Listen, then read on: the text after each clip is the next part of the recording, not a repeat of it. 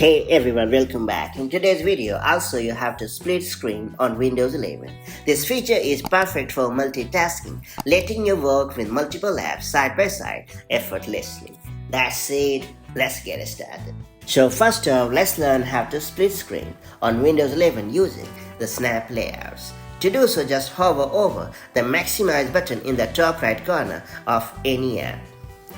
Now a Snap Layouts menu will appear showing different screen splitting options. Then you have to choose your preferred layout and click where you want the app to go. And then you have to select additional apps for the remaining sections to fill your screen. Interestingly, you can also split screen on your Windows device by dragging apps to corners. To do so, just click and drag a window to the left, right or corner of the screen. And when a translucent outline appears, release the window to snap it into place.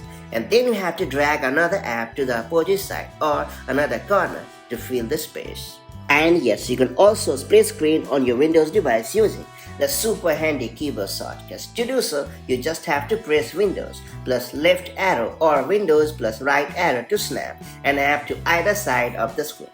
And then you can use Windows plus up arrow or Windows plus down arrow to snap it into a quadrant. Adjusting the split screen sizes on Windows 11 is a piece of cake. To do so, you just have to hover over the dividing line between apps and then drag to resize them according to your needs. And there you have it.